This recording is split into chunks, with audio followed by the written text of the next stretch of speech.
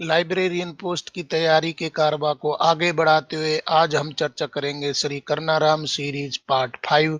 Dear friends, आपको पता है कि नॉलेज मंडली ने एक बिल्कुल नायाब सीरीज शुरू की है जिसको नाम दिया गया है श्री कर्नाराम सीरीज। श्री कर्नाराम सीरीज में हम लाइब्रेरियन पोस्ट के कंप्लीट सिलेबस को करने वाले हैं। और आपको पता है कि केवीएस, एनवीएस, ईएमआरएस ने वैकेंसी जारी कर दी है, परीक्षाएं चल रही है। साथ में DSSS भी स्टेट गवर्नमेंट है, वो भी समय समय पर लाइब्रेरियन पोस्ट के लिए वैकेंसी निकालते हैं। तो कंप्लीट लाइब्रेरियन पोस्ट के पोस्ट स्पेसिफिक सिलेबस को कवर किया जा रहा है श्री कर्नाराम सीरीज में। तो चलिए साथियों, देख लेते हैं श्री कर्नाराम सीरीज पार्ट 5 का पहला question. 81, the network system of charging circulation originated in which country. Charging यानी कि परिसंचरण की नेटवर्क प्रणाली किस देश में उत्पन्न हुई थी।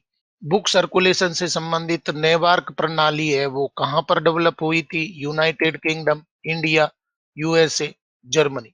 सही उत्तर हमारा हो जाएगा सी हो जाएगा, यूएसए। और नेटवर्क प्रणाली क्या है, आप चैनल पर बने रहिए, मैं आपको आगे बताने वाला हूं। नेटवर्क सिस्टम प्रणाली सबसे पहले कहां पर आई थी, यूएसए में आई थी। क्वेश्चन देख लेते हैं 82, who propounded the theory X and theory Y of human motivation.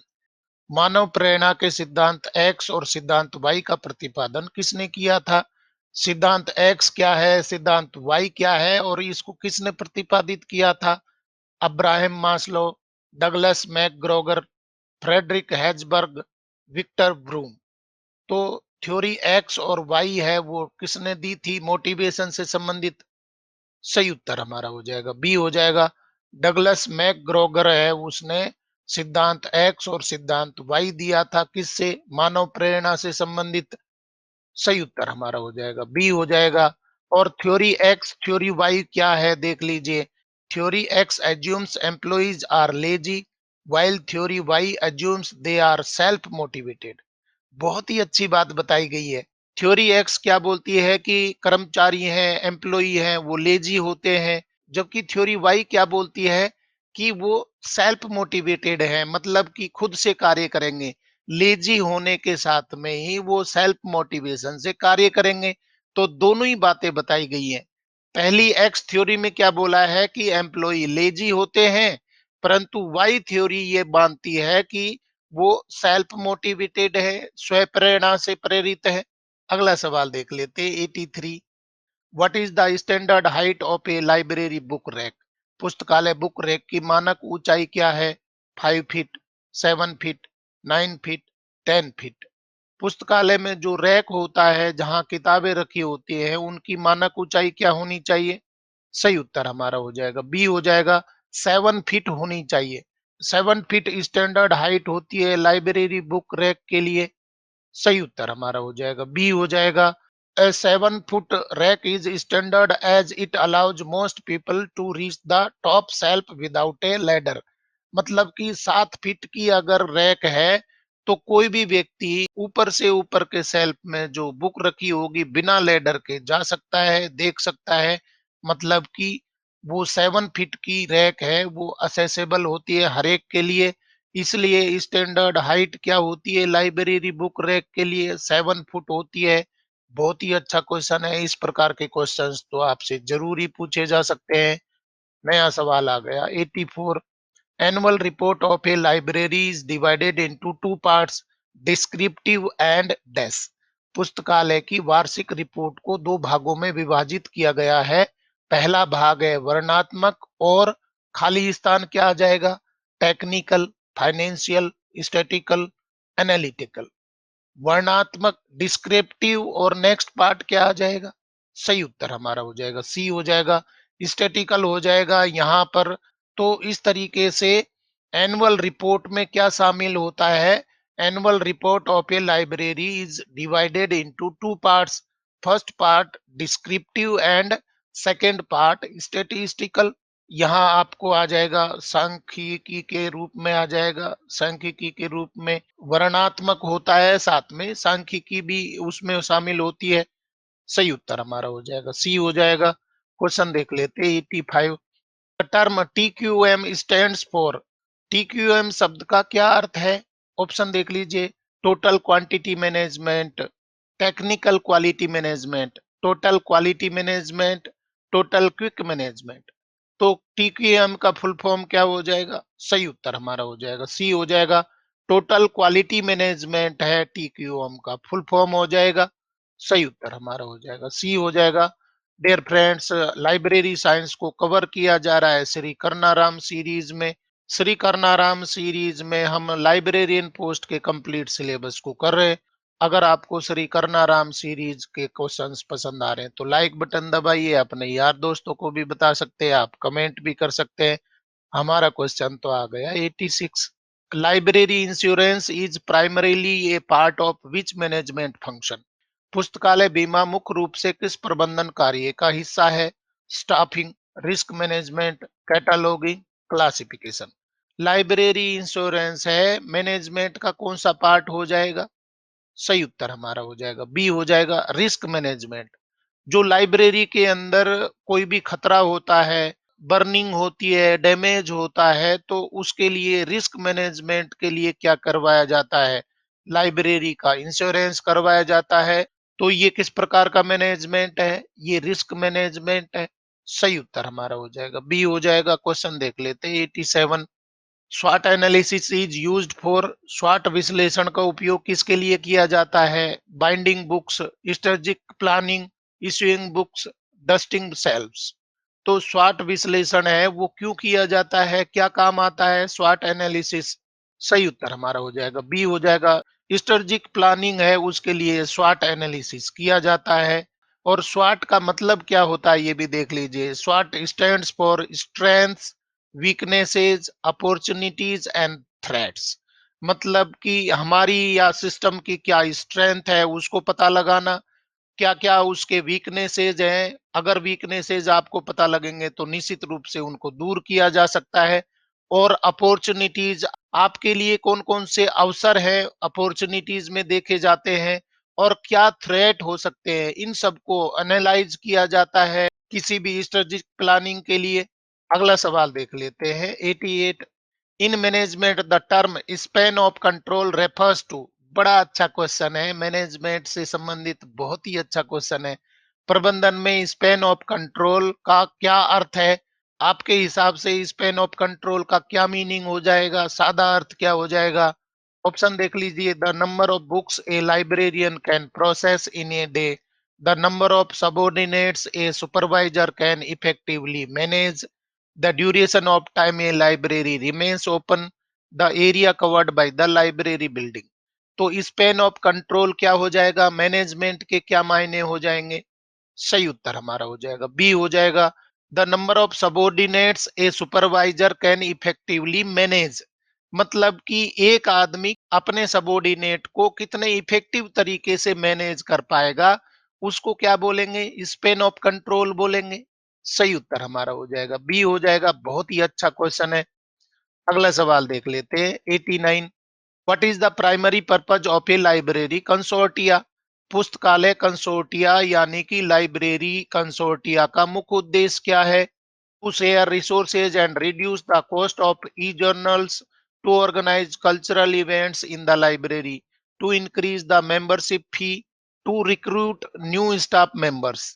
पुस्तकालय कंसोर्टिया का क्या मीनिंग हो जाएगा, क्या उद्देश्य हो जाएगा? सही उत्तर हमारा हो जाएगा ए हो जाएगा। To share resources and reduce the cost of e journals, मतलब कि रिसोर्सेज को शेयर करना और ई जर्नल्स की कॉस्ट को कम करना। इसके लिए क्या तैयार किया जाता है? लाइब्रेरी कंसोर्टिया तैयार किया जाता है, बनाया जाता है। सही उत्तर हमारा हो जाएगा ए हो जाएगा। अगला सवाल देख लेते हैं 90। Abraham Maslow's hierarchy of needs is a theory related to. Maslow का आवश्यकताओं का पदानुक्रम, हायरार्की ऑफ नीड्स सिद्धांत किससे संबंधित है? मतलब कि हायरार्की ऑफ नीड्स है किसके द्वारा दी गई थी? अब्राहम मास्लो के द्वारा। तो ये किससे संबंधित हो जाएगी? Human motivation and staff management, book classification, cataloguing rules, budgeting techniques. Maslow का आवश्यकताओं का पदानुक्रम सिद्धांत किससे संबंधित है? सही उत्तर हमारा हो जाएगा ए हो जाएगा, human motivation and staff management. Human motivation से संबंधित और स्टाफ मैनेजमेंट से संबंधित हो जाएगा। आवश्यकताओं का पदानुक्रम, सही उत्तर हमारा हो जाएगा ए हो जाएगा। और अब्राहम मास्लो के हायरार्की ऑफ नीड्स को कंप्लीट यहाँ पर आप देख लीजिए। ये एक पिरामिड तैयार किया गया है, Maslow's hierarchy of human needs है, उसके लिए पिरामिड तैयार किया है। तो सबसे पहली नीड कौन सी होती है? फिजिकल नीड होती है, फर्स्ट लेवल इसको दिया गया है। उसके बाद में सेकंड क्या बोला है? सेफ्टी एंड सिक्योरिटी बोला है। और थर्ड लेवल इसका क्या बोला है? लव एंड बिलोंगिंग्स है। फोर्थ लेवल है सेल्फ एस्टीम है। और फिफ्थ लेवल क्या हो जाएगा? Self actualisation. तो इस तरीके से 5 लेवल होते हैं। लेवल ऑफ ह्यूमन नीड्स हैं वो कितने होते हैं? हायरार्की के 5 लेवल होते हैं मास्लो के अनुसार। ये भी क्वेश्चन पूछ लिया जाता है।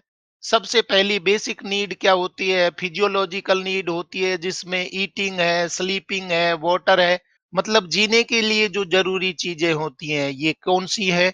फिजियोलॉजिकल नीड्स वाली है। इसके बाद में सेकंड क्या है? Safety and security. जब आदमी का पेट भर जाएगा तो वो आगे सोचेगा किसके लिए? सेफ्टी एंड सिक्योरिटी के लिए। जॉब सिक्योरिटी वो चाहता है, हेल्थ इंश्योरेंस चाहता है, सेफ होम चाहता है। तो दूसरा लेवल हो जाएगा। और जब उसका पेट भर गया, उसको सेफ्टी भी मिल गई, शेल्टर भी मिल गया, तो अब आएगा वो तीसरे लेवल पर, लव एंड बिलोंगिंग्स पे आएगा। फ्रेंडशिप करेगा, फैमिली बनाएगा, टीम मेंबरशिप में रहेगा। आपने देखा होगा कि जो भूखे लोग होते हैं आपस में झगड़ा करते रहते हैं, तो कोई फैमिली के बारे में नहीं सोचता। उसकी पहली नीड को पूरा करना जरूरी हो जाता है। जब पहली नीड पूरी हो जाती है तो अपने बारे में वो सुरक्षा के बारे में सोचता है, उसके बाद में अपने परिवार के बारे में सोचता है। चौथा लेवल है कौन सा है? Self esteem. ये 3 लेवल पूरे होने के बाद में, ये सब पूरे होने के बाद में खुद पर उसको गर्व होता है, खुद के बारे में वो सोचता है। अर्निंग अवार्ड्स है, गेनिंग रिस्पेक्ट है, उसको अवार्ड चाहिए, समाज में उसको इज्जत चाहिए। ये सब उसके फोर्थ लेवल के क्या है? वैल्यूज हो जाएंगी। फिफ्थ लेवल है सेल्फ एक्चुअलाइजेशन। सेल्फ एक्चुअलाइजेशन है टॉप मोस्ट लेवल का वैल्यू हो जाएगा कि मैं क्या हूं। क्रिएटिविटी उसमें आती है, परस्यूइंग पैशन आता है, रीचिंग फुल पोटेंशियल। मतलब कि अब वो फुल पोटेंशियल में आ जाता है। मानव जिस रूप में पैदा हुआ है वो कौन से स्टेज में जाकर के अपनी क्षमता को प्रदर्शित करता है? सेल्फ एक्चुअलाइजेशन में। परंतु अगर उसको पेट नहीं भरेगा, पहला लेवल पूरा नहीं होगा, तो पांचवें लेवल की वो क्यों सोचेगा? वो सोच ही नहीं सकता। वो तो कहाँ लगा हुआ है? पेट भरने में ही लगा हुआ है, घर बनाने में ही लगा हुआ है। उसके बाद में ये लेवल पूरे होते हैं तो फिर नेक्स्ट लेवल है वो बढ़ते जाता है, अगले लेवल के बारे में सोचते हैं। पहली आवश्यकताएं पूरी हो जाएंगी, रोटी कपड़ा और मकान उसको मिल जाएगा। तो फिर क्या करेगा? वो अपना रोजगार देखेगा, अपना कोई काम देखेगा। और जब ये पूरे हो जाएंगे तो वो परिवार को भी समय देगा, लीडरशिप भी करेगा, फ्रेंडशिप भी करेगा और समाज के साथ में जुड़ने की कोशिश करेगा। चौथा लेवल आ जाएगा कि जब ये सब पूरे हो गए तो अब उसको क्या चाहिए? सम्मान चाहिए। खुद के बारे में भी वो सोचने लगता है। तो अवार्ड उसको मिलना चाहिए, रिस्पेक्ट उनको मिलना चाहिए, लीडरशिप वो करना चाहते हैं, अचीविंग गोल्स, अपने टारगेट भी वो प्राप्त करना चाहते हैं। और लास्ट टॉप मोस्ट लेवल है, ये सब चीजें होने के बाद में वो पहुंच जाता है सेल्फ एक्चुअलाइजेशन में कि मैं क्या हूं, कौन हूं। वो टॉप मोस्ट लेवल का ह्यूमन नीड्स ऑफ हायरार्की में आ जाएगा, मोस्लो के अनुसार आ जाएगा। Dear friends, library and information science पर आधारित क्वेश्चन सीरीज चल रही है, जिसको नाम दिया गया है श्री कर्नाराम सीरीज। श्री कर्नाराम सीरीज में हम शुरुआत में बिल्कुल एलिमेंट्री बेसिक क्वेश्चंस पर चले थे और अभी डेप्थ में जा रहे हैं। यानी कि आपके कंप्लीट लाइब्रेरियन सिलेबस को कवर किया जा रहा है श्री कर्नाराम सीरीज में।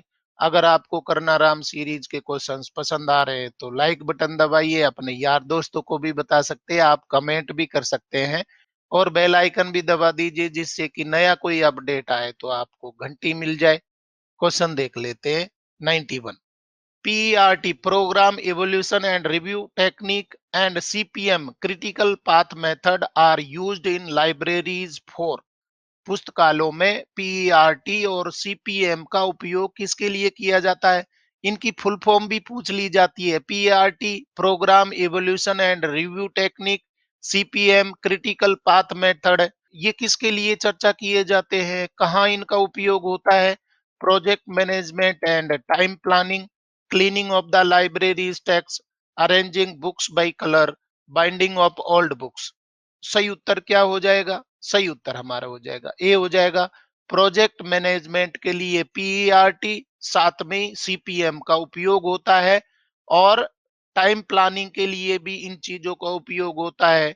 टाइम प्लानिंग और प्रोजेक्ट मैनेजमेंट के लिए program evolution and review technique पता होना चाहिए, और क्रिटिकल पाथ मेथड है ये भी मालूम होना चाहिए, तभी आपको सफलता मिलेगी।